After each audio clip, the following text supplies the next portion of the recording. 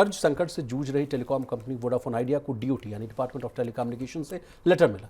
Letter के अनुसार company को फाइनेंशियल ईयर 2006-07 से फाइनेंशियल ईयर 2018-19 तक के ईजीआर बकाया के लिए एक पेमेंट प्लान मिला। कहा गया कि पहला जो चरण है वो मार्च 2026 से मार्च 2031 तक हर साल अधिकतम जो है आपको 124 करोड़ चुकाने हैं। दूसरे चरण में यानी मार्च 2032 से मार्च 2035 के बीच सालाना जो है आपको 100 करोड़ का पेमेंट करना हो। वहीं तीसरा चरण जो था वो बताया गया कि बचा हुआ पैसा जो है आप मार्च 2036 से मार्च 2041 के बीच बराबर किस्तों में आपको देना हो। इसके अलावा सर कहा जाएगा कि सरकार एक कमेटी बनाएगी जो ईजीआर देनदारियों की दोबारा जांच करेगी। अगर बकाया राशि में कोई भी बदलाव होता है तो उससे जो है 2036 से 6 साल के भीतर चुकाना होगा। इस खबर के आने के बाद सर वीआई के शेयरों में जबरदस्त तेजी आई थी। इसी बीच सिटी की भी एक रिपोर्ट आई। प्रवीण सर, चूंकि वीआई का पूरा मामला है तो आपसे एकदम समझना चाहते हैं कि ये मामला है क्या।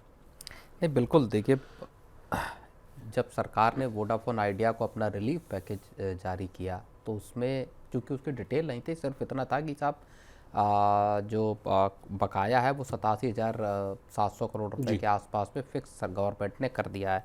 अब उसकी पेमेंट को किस तरह से करना है कंपनी को, ये उसकी मॉडलिटीज़ जो है वो सामने नहीं आई थी। अब जब ये जो पैसा कैसे चुकाना है उसकी जो शर्तें आई हैं और उसमें 124 करोड़ या 100 करोड़ की किस्तें हैं, ये आप इसको इस तरह से देख लीजिए कि वैसे कंपनी को मार्च 2026 में 18,000 करोड़ रुपए की देनदारी यहाँ आपको देनी थी। वहाँ से घटकर अगर आपकी देनदारी 124 करोड़ रुपए रह गई है तो अगले कुछ वर्षों के लिए अगर आप देखेंगे 5-7 साल के लिए यहाँ कंपनी के ऊपर फाइनेंशियल बर्डन एजीआर का है नहीं।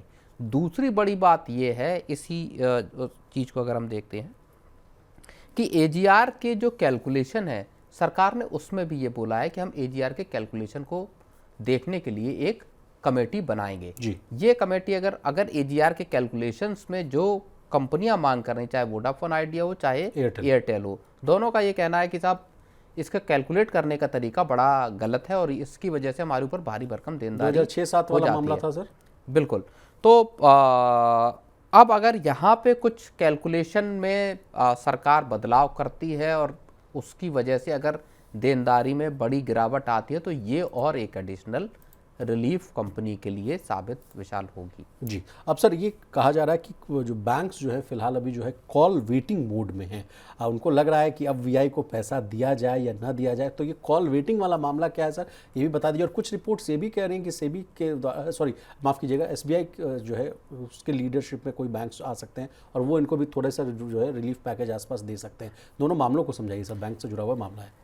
नहीं, देखिए, एसबीआई की अगुवाई में अगर कंसोर्शियम कोई फंड देने की कोशिश करता है, बैंकों के लिए जाहिर तौर पर चूंकि स्थितियां अभी बहुत साफ है नहीं, कंपनी के ऊपर लायबिलिटी असल में उतनी ही है 2 लाख करोड़ के आसपास। हाँ, और जो एजीआर का बकाया है वो भी बदस्तूर उतना ही रहेगा जो जितना तय किया गया था। जिस दिन ये खबर आई थी आपने तो बताया भी था कि विशाल इसको बस मात्र जो है फ्रीज किया गया है, इसको ये ना समझा जाए कि बड़ा राहत मिला है। हाँ बिल्कुल, और उसके लिए आपका टाइम फ्रेम बढ़ा दिया है कि साहब 1 हफ्ते में आपको पहले पैसा देना था, अब आपको कर दिया कि आप 1 महीने में दे दीजिए पैसा। फर्क इतना ही है, लेकिन आपको पेमेंट तो पूरा करना है।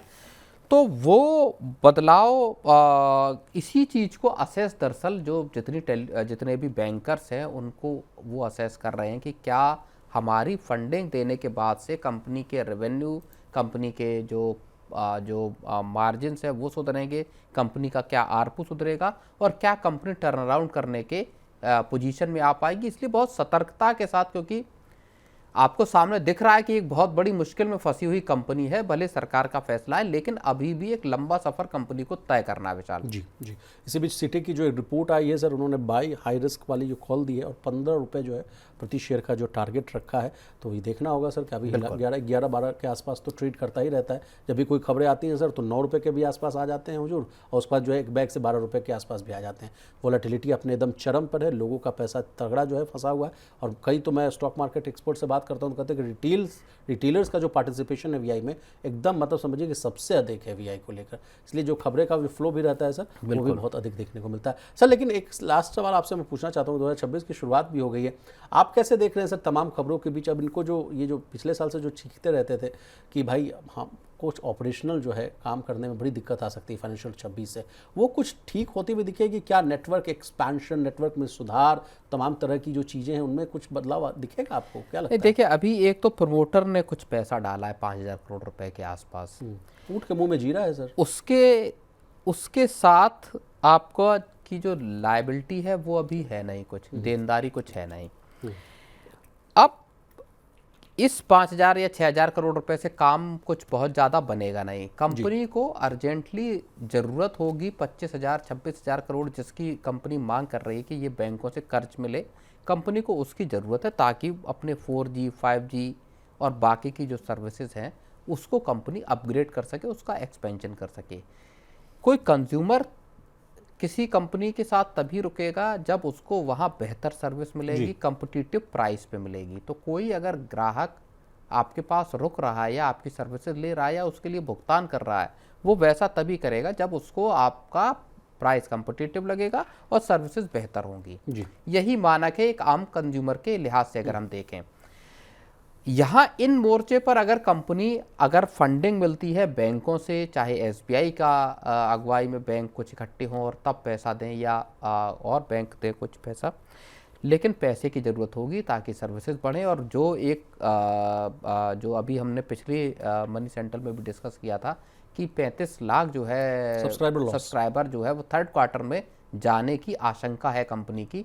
ये एक बहुत बड़ा डर है क्योंकि कई जो तिमाहियों के बाद इतना बड़ा नंबर हम वहाँ पे, क्योंकि बीच में नैरो डाउन हुआ था। ये कंपनी को इस पे जो एग्जिट वाला टैप है, यहाँ पे कंपनी को इसको रोकने की ज़रूरत है। इसकी भरपाई असल में पैसों से और सर्विसेज के एक्सपेंशन से ही होगी। मैं जहाँ तक समझ पा रहा हूँ सर, कंपनी दोराहे पे खड़ी है। एक तरफ अगर मान लीजिए जो अपने सब्सक्राइबर्स को रिटेन करे तो उसके लिए अगर मान लीजिए प्लान्स की कीमत अगर कम करे तो आरपू की तरफ में उनको झटका लग सकता है। प्राइस तो कम नहीं कर सकते। ये किसी टेलीकॉम कंपनी, ये किसी कंपनी के पास ऑप्शन नहीं है कि वो यहाँ से प्राइस वॉर स्टार्ट करे। टेलीकॉम सेक्टर देखिए, एक मोटी बात समझिए, टेलीकॉम सेक्टर अब प्राइस वॉर के दौर से बाहर आ गया है। ये प्राइस वॉर 2014-15 इस ड्यूरेशन में भले चला, लेकिन अब वो प्राइस वॉर वाली स्थितियाँ नहीं है। अब प्राइस बढ़ेंगे और हमने 2024 में भी देखा जब प्राइस बढ़े। इस साल फिर प्राइस जो टैरिफ है वो बढ़ने की वो है, और कंपनी के पास तर्क है कि साहब दुनिया भर में आप कहीं ढूंढ लीजिए, सबसे सस्ती सर्विसेज हम दे रहे हैं। तो कीमतें वोडाफोन आइडिया भी बढ़ाएगी। यहाँ पे बात यह है कि कौन ब्लिंक पहले करता है, कौन पहले टैरिफ हाइक का फैसला करता है। एक बढ़ाएगा, दोनों के दोनों, बाकी के जो दो हैं ऑपरेटर्स वो तुरंत टैरिफ हाइक करेंगे। टैरिफ हाइक होने की ही जो ज़्यादा है, और ऐसे में सर्विसेज को बेहतर बनाना ही एकमात्र ऑप्शन है जो वोडाफोन आइडिया के पास है, जिसमें ज़रूरत होगी उसको अच्छे खासे कैपिटल की विशाल। जी, मैं 300 रुपये के आसपास से देख रहा हूँ सर 84 डेज़ के प्लान को लेकर, 399 के आसपास। अब ये 900 के आसपास आ गया, लेकिन नेटवर्क कनेक्टिविटी को लेकर अभी भी जो है हमारे व्यूअर्स ही जो है मनी सेंट्रल के जो है कमेंट सेक्शन में लिखते रहते हैं कि अभी आप नेटवर्क की क्वालिटी देख लीजिए। मेट्रो में बैठे हैं तो वहाँ नहीं चलता है। अगर घर के अंदर अगर मान लीजिए अंदर वाले रूम में आप बैठे हुए हैं तो वहाँ आपको नेटवर्क जो है अच्छी नहीं मिल रही। लेकिन रेट्स बढ़ाने की तो बात होती है सर, लेकिन नेटवर्क में कब सुधार होगा ये देखना होगा सर।